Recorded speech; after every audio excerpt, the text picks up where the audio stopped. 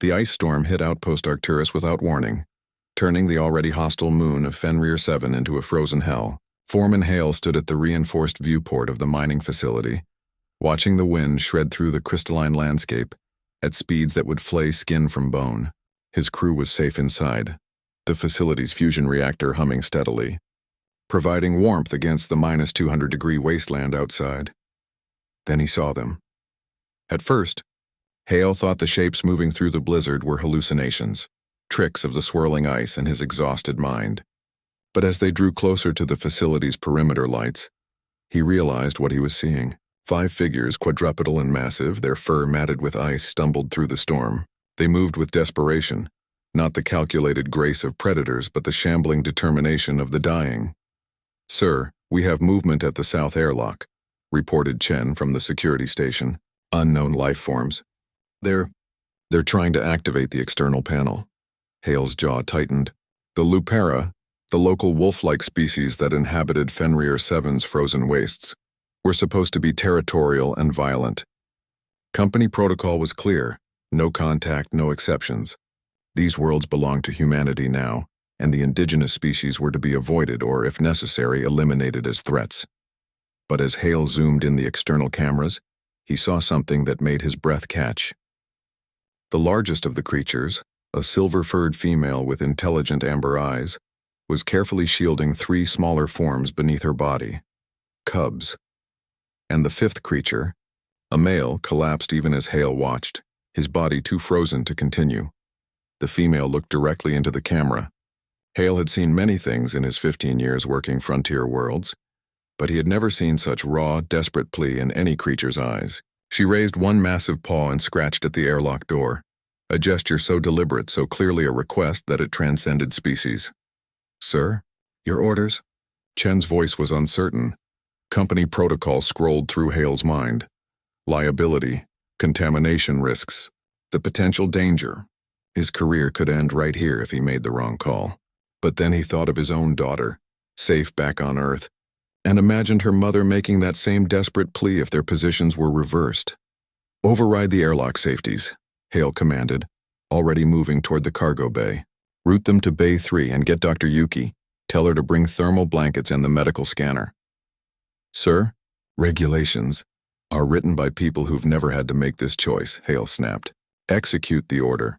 The Lupara female, Hale would later learn her name was Lyra in the closest human phonetic approximation, half-dragged, half-carried her family through the opening airlock. The moment they were inside, she collapsed, her body steaming as ice melted into vapor. The 3 cubs whimpered, huddling against her. The male didn't move at all. Dr. Yuki worked quickly, her scanner humming over each creature. "They're in severe hypothermic shock," she reported. "But their biology, it's remarkable. They're built to survive cold that would kill us in seconds, but even they have limits. This male, though," she shook her head, "I don't think he's going to make it." Hale knelt beside Lyra, her eyes opened, fixing on him with that same desperate intelligence. She made a sound, low and musical, almost like speech.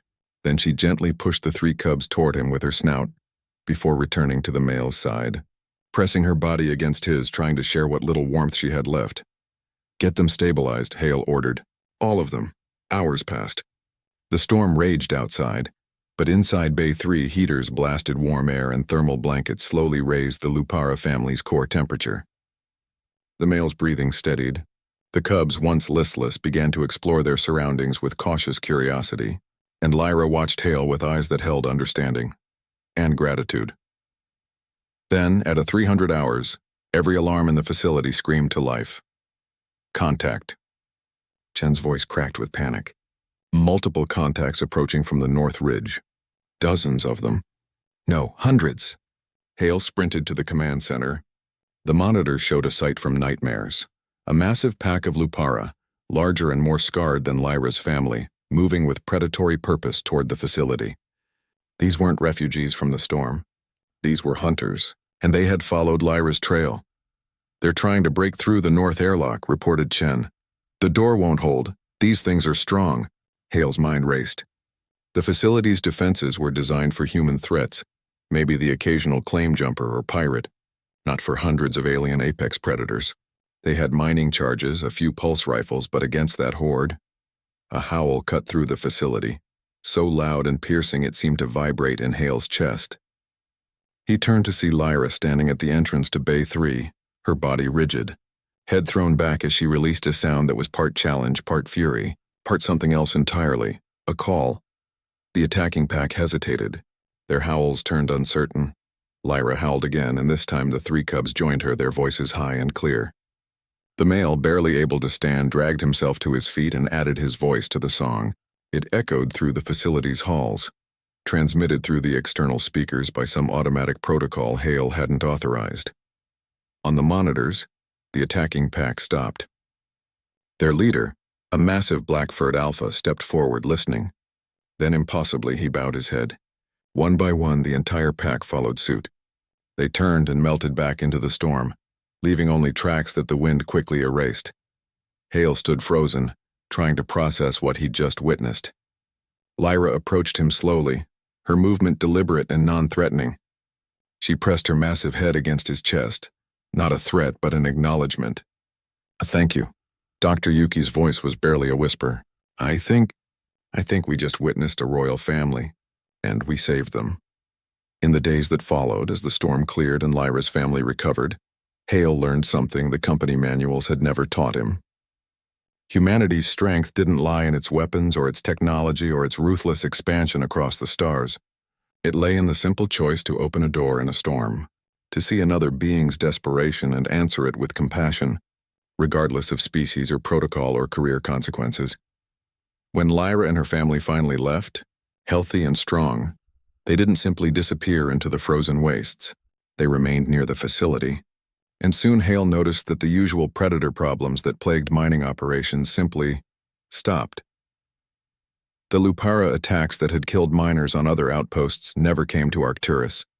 The pack, it seemed, had long memories, and humanity had just made its first true friend on Fenrir 7.